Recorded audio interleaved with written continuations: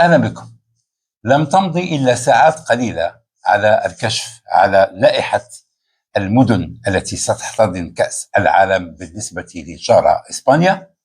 لم تمضي إلا ساعات قليلة وخرجت أزمة بطلها نادي ديبورتيفو لا كورونيا في إقليم غاليسيا في أقصى الشمال الغربي لإسبانيا.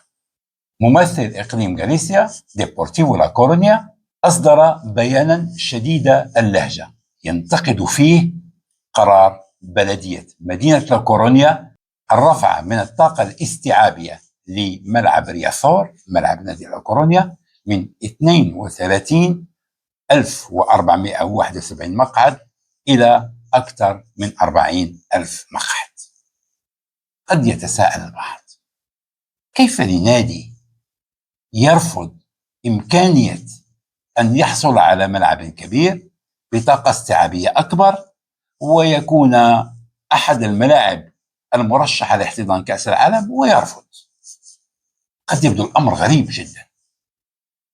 يتم اختيارك ما بين 11 ملعبا لتكون مقرا لمباريات كأس العالم وترفض وتحتج وتصدر بيان شديد اللهجة.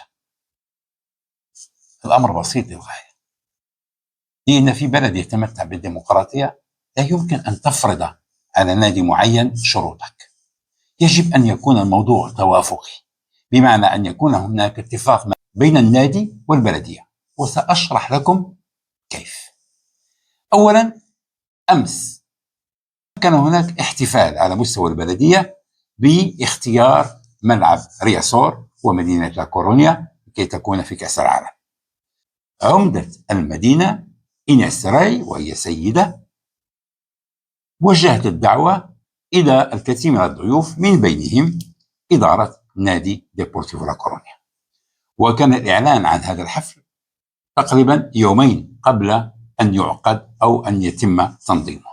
ولكن ما حدث حسب قول نادي ديبورتيفو لا كورونيا أن الدعوات لم تصل للنادي إلا في حدود الساعة 5:42 دقائق قبل انطلاق الحفل، وهذا ما أدى إلى غياب أي ممثل عن نادي ديبورتيفو لا كورونيا.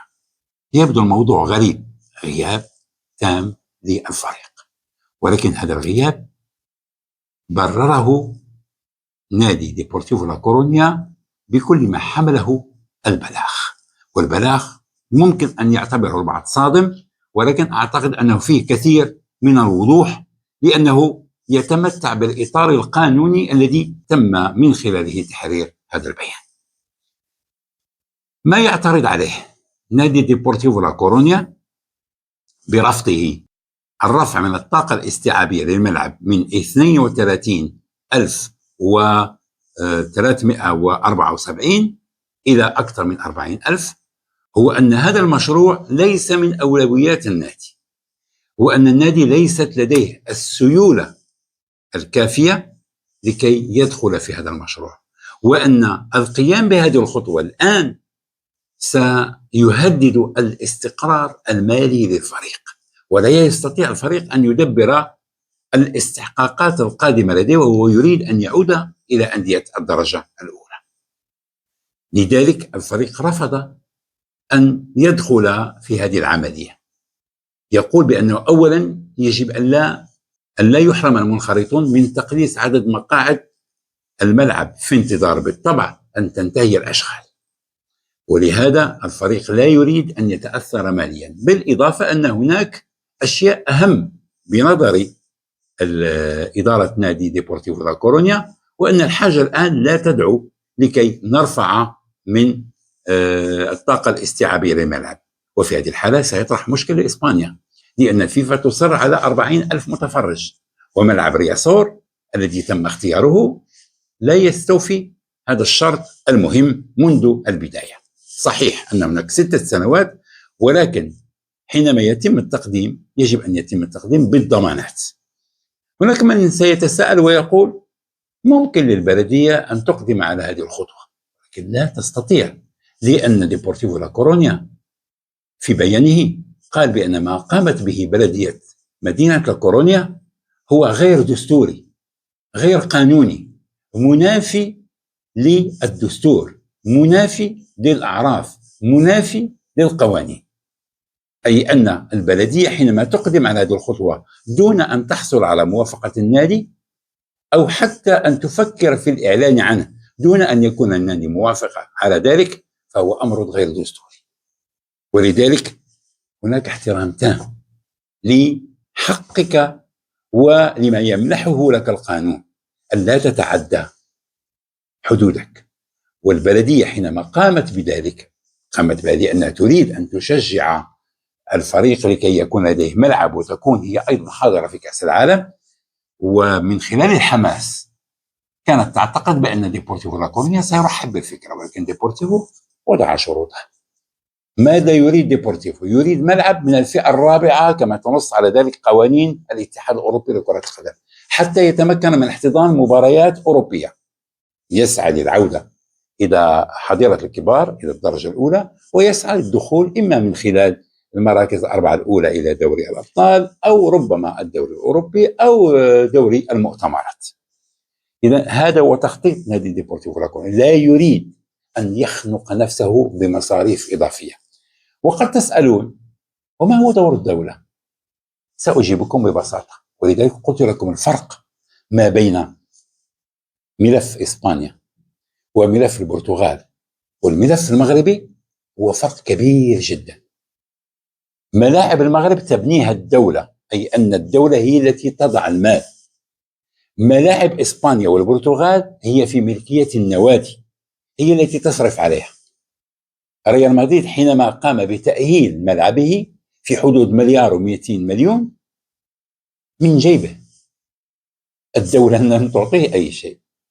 والآن برشلونة يتم تهيئة الملعب ليصبح ب105,000 متفرج. برشلونة هو الوحيد الذي سيدفع الفاتورة، لن يدفع أحد مكانه. صحيح أنه استخدم مستشار سيضع اسمه في الملعب، وهذه بالطبع تدخل في إطار الاتفاقات واختيارات الأندية. ريال مدريد لم يريد ذلك. ريال مدريد لم يريد المساس باسم سانتياغو برنابيو، رفض إضافة اسم على برنابيو.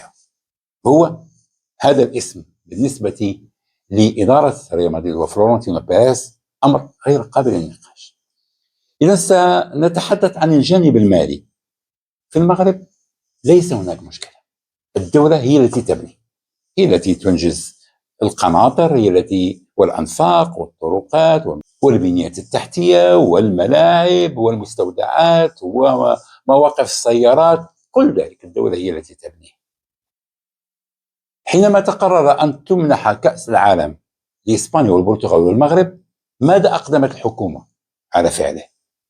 قررت تخصيص غلاف مالي ب1.5 مليار يورو.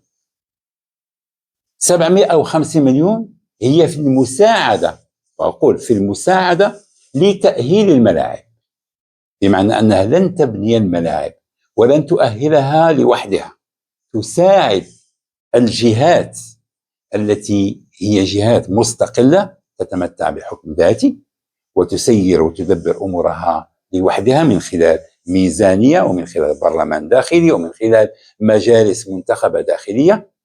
تمنح المبالغ المالية لهذه الجهات هي التي تتصرف، وتركت 750 مليون يورو الأخرى لتنظيم كأس العالم، لمصاريف التنظيم.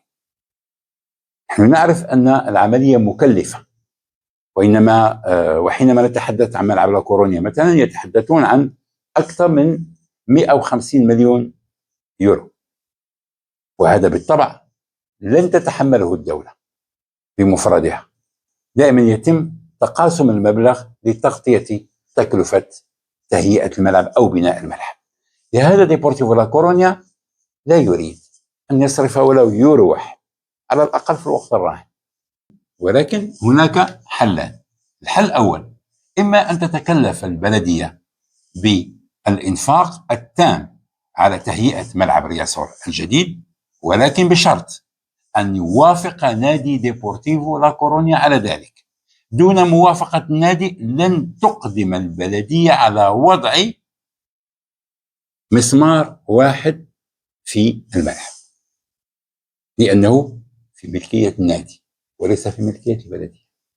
الحل الثاني وهو بيد الاتحاد الإسباني لكرة القدم، إذا حدث أن هناك اصطدام ما بين ديبورتيفو لا كورونيا وبلدية مدينة لا كورونيا، سيكون على الاتحاد الإسباني أن يختار طريقا آخر، وهنا ممكن أن يكون الحل هو في إدراج ملعب الميستايا وإدخاله في لائحة 11 ملعبا.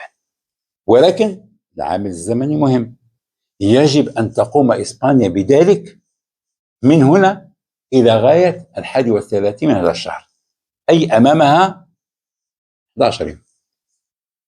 يجب أن يتخذ القرار، إما أن يجلس ديبورتيفو لا كورونيا وبلدية لا كورونيا ويجد الحل والتوافق لطي هذا الخلاف، وإما سيتجهان إلى التشدد، كل طرف متمسك بموقفه، وهذا ما سيعطي للاتحاد الإسباني لكرة القدم، وربما ما هو أكبر، هو المجلس الأعلى للرياضة CSD، وهو الكونسيخو سوبريور دي ديبورتي، وهو بمثابة وزارة الرياضة، أن يتدخل في الموضوع ويقول: لا تريدون، ليست لدينا مشكلة، لدينا ملعب آخر، لدينا ملعب في نفس الإقليم وهو بلايدوس، ممكن أن يدخل، حتى وإن كان التوجه العام هو في إضافة ملعب فالنسيا لتغطية المنطقة الساحلية الممتدة من برشلونة لغاية مالاكا. نحن نتحدث عن قرابة 1000 كيلومتر. على امتداد 1000 كيلومتر لا يوجد ملعب يحتضن كأس العالم، ولا توجد مدينة مرشحة لاحتضان كأس العالم. ما يوجد هي مدن فرعية ومراكز الإيواء والتدريب للمنتخبات، عدا ذلك لا توجد. مثلا لو نأخذها ابتداء من برشلونة، سنجد في بنيدورم مركز للتدريب، نجد في أليكانتي 3 إلى 4 مراكز، نجد بالمحاذاة مورسيا أيضا، نجد الميريا لديها أيضا مراكز إلى غاية مالاكا.